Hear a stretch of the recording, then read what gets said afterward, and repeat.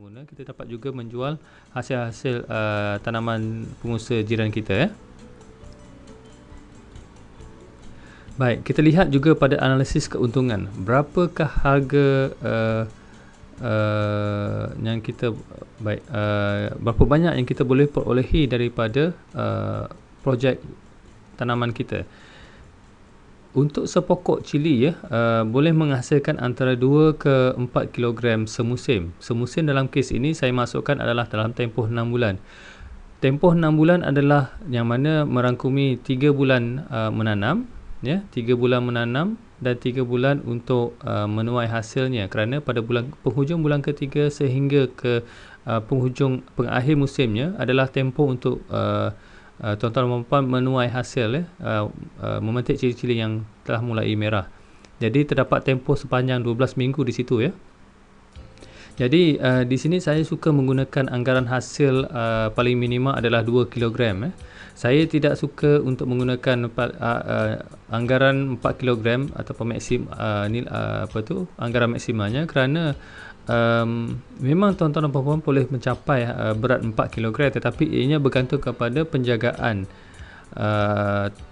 pokok tersebut. Sekiranya tuan-tuan dan puan-puan memang telah mahir dengan penyakit dan teknik penjagaan, telah berpengalaman bertahun-tahun menanam cili, tuan-tuan dan puan-puan boleh menggunakan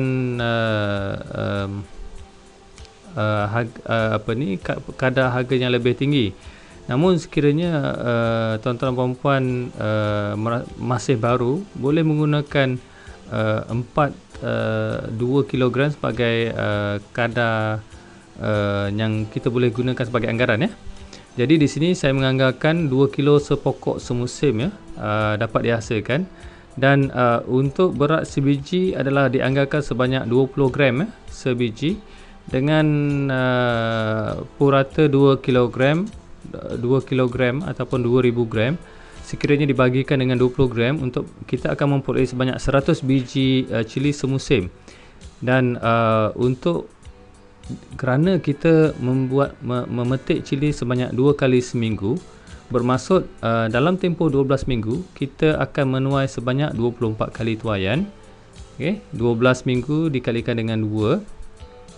Dan untuk 2 kilogram kita tujuannya adalah untuk kita mendapat bilangan berapa banyak tuaian berat tuaian yang kita boleh perolehi dalam satu tempoh satu kali tuaian, berapa berat kita boleh dapat. Baik, daripada 2 kilo sepanjang musim, 2 kilo sepanjang musim kita bahagikan kepada 24 kali tuaian, bermaksud pada satu kali tuaian kita akan memperolehi sebanyak 83 gram, 83 gram ataupun dengan anggaran sebanyak 4 biji cili sepokok, secara puratanya. Ini bermaksud apabila tuan-tuan memetik cili merah, pada satu pokok akan terdapat 4 biji cili merah yang sedia untuk dipetik, pada satu kali tuaian, setiap sekali 2 kali seminggu, contohnya. Dan sekiranya tuan-tuan dan puan-puan mempunyai bilangan pokok sebanyak 1000 dan dikalikan dengan berat sekali tuaian 83 gram, ini bermaksud tuan-tuan dan puan-puan akan mengutip sebanyak jumlah 83.3 kilogram, dengan harga ladang sebanyak RM5, tuan-tuan dan puan-puan akan menjual pada harga ladang sebanyak RM416.50 satu kali jualan, pada. Dan di situ kalau kita lihatkan di sini, pendapatan kasar untuk tempoh sepanjang musim, kalau kita lihatkan, memandangkan kita punya tempoh tanaman cili adalah 6 bulan. Ini bermaksud dalam tempoh setahun tuan-tuan dan puan-puan boleh menanam sebanyak 2 kali tanaman. Dan untuk 2 musim tanaman, sekiranya tuan-tuan kalikan dengan 2 kilogram hasil sepokok, dengan bilangan pokok sebanyak 1000 pokok, dijual pada harga ladang sebanyak RM5, pendapatan kasar tuan-tuan dan puan-puan adalah sebanyak RM20,000 untuk 1000 pokok. Ini adalah jualan kasar, belum ditolak lagi kos-kos lain. Baik, tuan-tuan juga tuan-tuan dan puan juga perlu tahu berapa keuntungan akhir yang tuan-tuan sepatutnya boleh perolehi untuk projek ini. Baik, kos-kos yang tuan-tuan perlu tuan-tuan dan puan perlu ambil kira adalah modal yang dikeluarkan, ya, meliputi kos tetap dan juga kos input, bayaran kos input bahan-bahan yang diperlukan seperti baja, racun dan sebagainya. Baik, kita lihat di sini anggaran modal untuk pemasangan sendiri ini berdasarkan kepada pemasangan sendiri bagi bilangan pokok sebanyak 1000 ataupun 1000 polybag. Kos pemasangan kos modal yang diperlukan adalah anggaran lebih kurang dalam RM8,000, ya, dengan syarat tuan-tuan dan puan-puan perlu memasang sendiri, kerana sekiranya tuan-tuan dan puan-puan menggunakan khidmat orang lain, kontraktor ataupun konsultan untuk memasang, tuan-tuan perlu menambahkan lagi kos pemasangan tersebut dalam anggaran modal. Jadi secara kasarnya anggaran modal ini ianya RM8,000 meliputi harga aset tetap. Aset tetap ini meliputi tong, sistem pipe, pump dan sebagainya. Peralatan tersebut berjumlah RM5,000 dan juga sebahagiannya adalah baja dan bahan input lain sebanyak RM3,000. Dan di sini kita lihat di sini untuk kos tetap RM5,000, tuan-tuan dan puan-puan boleh menyusut nilaikan sekurang-kurangnya 3 tahun ataupun semaksimumnya 5 tahun. Kerana susut nilai ini adalah bergantung kepada jangka hayat sesuatu aset tersebut. Dan terdapat juga pengusaha menyusut nilaikan sebanyak 5 tahun, tetapi memandangkan secara praktikalnya saya berpendapat peralatan-peralatan tersebut akan mula rosak pada tempoh 3 tahun. Jadi sebaiknya saya menyusut nilaikan sebanyak 3 tahun. Ini bermakna tuan-tuan perlu membahagikan RM5,000 ini kepada 3 tahun, bagi kepada 3. Dan dalam tempoh-tempoh setahun, tuan-tuan dan puan-puan akan menolak kos sebanyak RM1,700.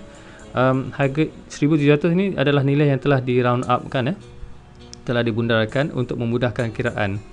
Jadi jika dikalikan dengan 3, ia akan dapat balik harga RM5,000. Jadi di sini pendapatan berdasarkan pada jadual sini, pendapatan untuk 4,000 kg ataupun 4 metrik tan setahun bagi 2 musim adalah sebanyak RM20,000. Kos bahan input, bahan input meliputi baja. Kalau kita lihat di sini, satu musim lebih kurang antara RM3,000 diperlukan untuk baja dan juga racun semusim. Kos tenaga selalunya kos tenaga kerja sendiri, kalau tenaga kerja sendiri selalunya kita tidak masukkan sendiri, melainkan kalau kita terpaksa membayar upah pekerja lain. Dan untuk kos semusim RM3,000. Jadi untuk tempoh setahun iaitu 2 musim, tuan-tuan dan puan kena incur kos input sebanyak RM6,000, iaitu RM3,000 kalikan dengan 2. Perlu ditolak nanti. Kos tenaga kerja upah, ini adalah kosnya anggaran seandainya tuan-tuan dan puan mengupah seseorang ataupun pekerja untuk kerja-kerja seperti mengutip hasil, contohnya dalam tersebut. Saya andaikan kos tersebut adalah sebanyak RM2,400 dengan nilai lebih kurang dalam 200 sebulan. 200 dikalikan dengan 12, lebih kurang dalam 12 bulan, lebih kurang dalam RM2,400 setahun. Tuan-tuan akan tolak daripada jumlah pendapatan atau penjualan kasar. Kemudiannya kos tetap, susut nilai yang telah dikira tadi RM1,700. Jadi jumlah kos yang perlu ditolak adalah sebanyak RM10,100. Kos bermaksud apabila kita ambil jualan kasar ni, kita tolak dengan jumlah kos, bermaksud keuntungan tahunan bersih pada tuan-tuan dan puan-puan pada tahun tersebut berdasarkan kepada 1000 pokok adalah sebanyak RM9,900. RM9,900, yang mana kalau diperhatikan di sini, modal tuan-tuan dan puan-puan hanyalah RM8,000 di peringkat permulaannya, RM8,000. Tetapi berdasarkan kepada keuntungan di sini, tuan-tuan dan puan-puan telah pulang modal semula dengan tambahan modal, tambahan keuntungan lebihan sebanyak RM1,900. Itu kalau dikirakan secara kasar, tetapi kalau mengikutkan secara perakaunannya, tuan-tuan dan puan-puan mempunyai keuntungan pada tahun semasa sebanyak 9,900, dan kos tetap ni akan ditolak lagi bagi tahun kedua dan tahun ketiga. Selepas tahun ketiga, tahun keempatnya, sama ada tuan-tuan dan puan-puan terpaksa melakukan penggantian terhadap peralatan-peralatan yang rosak, dan jumlah susut nilai untuk aset tetap ni akan berubah. Dan baik, kita lihat di sini jumlah kos yang terpaksa dibayar pada satu tahun adalah 10,100 dengan keuntungan sebanyak 9,900. Kalau kita lihat di sini, berapa jumlah harga minima yang kita boleh terima. Maksudnya di sini kita kena pastikan bahawa terdapat minimum price yang kita perlu tahu. Sekiranya kita jual bawah daripada harga tersebut, kita akan mengalami kerugian. Ya, ini adalah boleh dikatakan break even price lah. Break even maksudnya kita akan tak untung tak rugi tempoh tersebut, harga tersebut. Baik, kita lihat di sini, kita nak menentukan harga jualan minima sekilogram. Kita ambil kos 10,100 ini dibahagikan dengan berat sepanjang tahun 4,000 kilogram, bermaksud harga minima yang kita boleh jual adalah sebanyak RM2.52 sekilogram. Ini bermaksud sekiranya harga pasaran tadi adalah RM5, harga ladang, harga kos tuan-tuan dan puan-puan adalah RM2.52. Jadi di situ ada lagi masih margin keuntungan. Namun sekiranya pada masa tersebut mungkin terdapat sesuatu berlaku, harga jatuh kepada RM2.60, RM2.60, dan kos tuan-tuan adalah RM2.52. Tuan-tuan masih mempunyai margin keuntungan, tetapi sangat sedikit lah di situ. Masih lagi cover kos tuan-tuan dan puan-puan. Jadi itu adalah harga minimum. Dan ingin juga saya maklumkan, setengah pengusaha, terutamanya pengusaha bukan Bumiputera, apa yang berlaku sekiranya mereka menanggung kerugian atas jualan sekiranya mungkin terdapat oversupply dalam tempoh. Biasanya bekalan ataupun harga jatuh dalam tempoh antara 1 ke 2 minggu tu pernah berlaku, jatuh keterlaluan.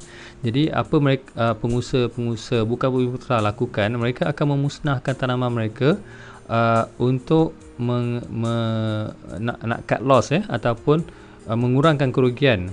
Kerana sekiranya mereka terus mengeluarkan kos untuk membaja, meracun dan sebagainya, tetapi terpaksa menjualkan pada harga yang lebih murah, bermaksud mereka telah mengalami kerugian di situ. Jadi apa yang berlaku, mereka akan musnahkan dan tanam semula. Dan apabila pokok mereka telah matang, buah cili telah matang semula, harga pasaran tersebut pada waktu tersebut telah naik semula. Jadi ini salah satu strategi yang mereka gunakan. Namun ianya bergantung kepada tuan-tuan dan puan-puan juga. Sekiranya tuan-tuan dan puan-puan merasakan tindakan ini perlu dilakukan, elok dilakukan dengan pantas bagi mengelakkan kerugian berterusan. Baik, itulah tadi berakhirnya kita punya modul ke-5. Panjang lebar juga saya terangkan berkaitan dengan pemasaran. Dan seterusnya kita akan sambung selepas ini dengan modul ke-6, iaitu modul terakhir untuk sesi video ini, rumusan keseluruhan bagi projek tanaman fertigasi.